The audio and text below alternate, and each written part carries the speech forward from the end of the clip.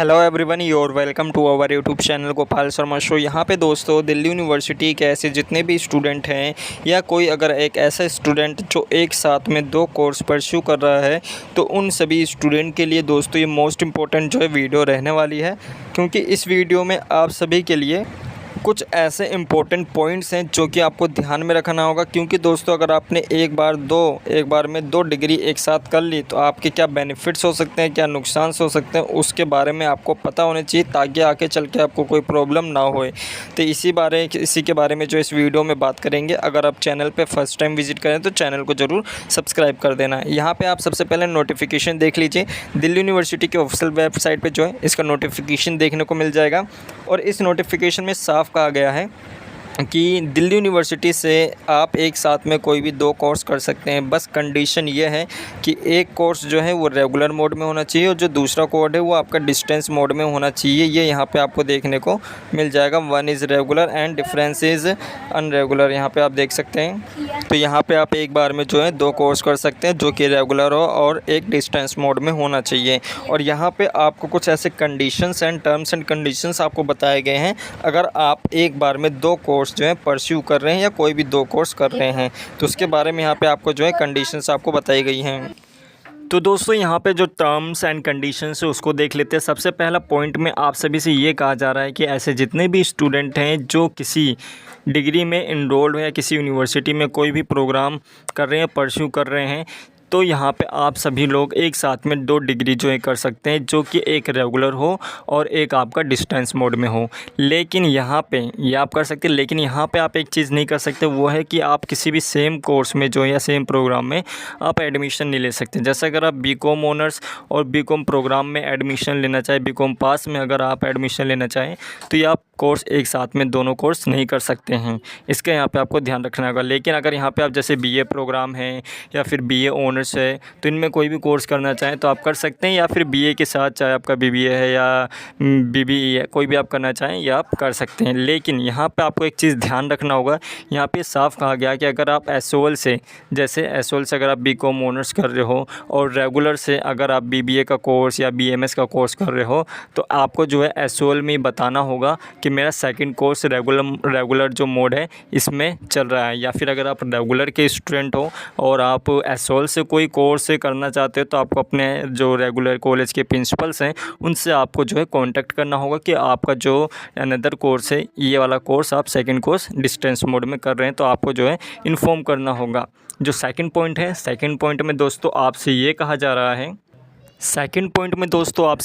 रहा है कि जैसे अगर आप एक साथ में 2 डिग्री कोर्स कर रहे हैं, कोई भी 2 कोर्स कर रहे हैं, तो उसके जितने भी अटेंडेंस, अगर जैसे आप डिस्टेंस मोड में कर रहे हैं तो डिस्टेंस मोड में जो अटेंडेंस है वो कंपलसरी नहीं रहती, लेकिन रेगुलर में जो अटेंडेंस कंपलसरी रहती है, तो आप सभी की अटेंडेंस होनी चाहिए। इसके अलावा इंटरनल असेसमेंट आप दोनों कोर्सों के दोगे, जिसमें रिक्वायरमेंट है उसमें आपको जो है देना पड़ेगा। इसके अलावा जो कंटिन्यूस असेसमेंट होते हैं, इसके अलावा असाइनमेंट होते हैं, ये सारी चीज़ें यहाँ पर आपको जो है देनी होगी। ऐसा नहीं कर सकते कि अगर आप रेगुलर में आपने अटेंडेंस दे दी और आपने डिस्टेंस मोड में इंटरनल असेसमेंट नहीं दिया या रेगुलर में दे दिया तो दोनों में आप पास हो जाएंगे, तो ऐसा बिल्कुल भी नहीं है। यहाँ पे आपको जो है दोनों के दोनों जो चीज़ें यहाँ पे बताई गई, इंटरनल असेसमेंट जो भी असाइनमेंट होते हैं वो आपको देना होगा। थर्ड पॉइंट में आपसे ये कहा जा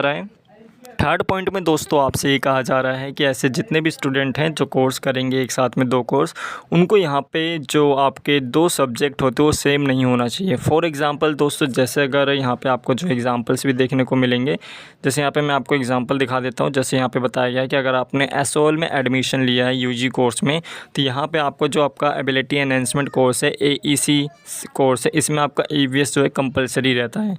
तो यहाँ पर अगर आप कोई दूसरा कोर्स कर रहे हैं तो उसमें आपको चेक करना पड़ेगा कि जो ईवीएस सब्जेक्ट है वो ना हो, क्योंकि यहाँ पे साफ कहा गया है चौथे पॉइंट में, तीसरे पॉइंट में, कि अगर आप जो हैं एक साथ 2 कोर्स कर रहे हैं तो उन दोनों कोर्सों में सेम सब्जेक्ट आपके पास ना हो। इसका यहाँ पे आपको जो है ध्यान रखना पड़ेगा। ठीक इसी तरह से अगर यहाँ पे इसका सॉल्यूशन क्या है, तो यहाँ पे आप जो है एबिलिटी एनहेंसमेंट में कोई एक लैंग्वेज ले सकते हैं, चाहे वो आपका हिंदी है, इंग्लिश है, जो भी यहाँ पे आप लैंग्वेज लेना चाहें वो ले सकते हैं। इसके अलावा दोस्तों, the mandatory course which figure in the other programme pursued in the second degree perform shall be substitute accordingly such as. तो यहाँ पे ये बताया गया है कि आपको कोई एक सब्जेक्ट जो है अलग से लेना पड़ेगा, दोनों सेम सब्जेक्ट आप नहीं पढ़ सकते हैं। अब यहाँ पे आप देख सकते हैं दोस्तों, पहला पॉइंट है, दूसरा पॉइंट है, तीसरा पॉइंट है और चौथा पॉइंट है। तो यहाँ पे आपको यही कहा जा रहा है कि अगर आपका जो कोर्स है उसमें अगर आपका एबिलिटी एनहेंसमेंट सब्जेक्ट है तो इसके अलावा जो है यहाँ पे आप जर्नल इलेक्टिव ले सकते हैं, या फिर आपको कोई वैल्यू एडिक्शन कोर्स है तो उसे भी यहाँ पे आप चूज़ कर सकते हैं। तो कंपलसरी नहीं है कि आपको AEC जो आपका एबिलिटी एनहेंसमेंट है इसमें कोई इंटर सब्जेक्ट जो है चूज़ करना पड़े। आप जो है VSC के अलावा जर्नल इलेक्टिव या फिर आप वैल्यू एडिक्शन कोर्स का कोई एक सब्जेक्ट जो है चूज़ कर सकते हैं। इसके अलावा दोस्तों यहाँ पे student shall not be permitted to get major or minor in a discipline by combination the credits earn into separated degree programmes. तो इसका मतलब दोस्तों सिंपल से यही है कि आप जो एक साथ में 2 कोर्स कंप्लीट करेंगे उसके जो मेजर माइनर सब्जेक्ट होंगे और सेकंड कोर्स के भी जो मेजर माइनर सब्जेक्ट होंगे वो आपको कंप्लीट ही करने पड़ेंगे। ऐसा नहीं है कि इस कोर्स में आपने केवल मेजर कर लिया और दूसरे कोर्स में केवल आपने माइनर कर लिया तो उसमें आप पास हो जाएंगे, ऐसा बिल्कुल भी नहीं है। तो यहाँ पर आपको जो इसका ध्यान रखना होगा।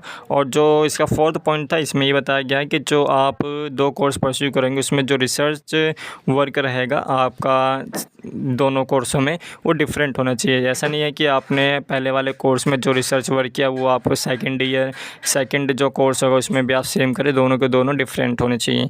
तो कुछ इंपॉर्टेंट पॉइंट्स कह लीजिए, गाइडलाइंस कह लीजिए, इंस्ट्रक्शंस कह लीजिए, आप सभी के लिए रहने वाली है अगर आप एक साथ में 2 कोर्स जो है परस्यू कर रहे हैं। तो इसके अलावा अगर कोई भी आपको डाउट रहता है अपने कोर्स के रिगार्डिंग तो आप बिना किसी प्रॉब्लम के कमेंट कर सकते हैं, कमेंट करके अपने पर्सनल डाउट्स पूछ सकते हैं। तो इस वीडियो में दोस्तों केवल इतना ही।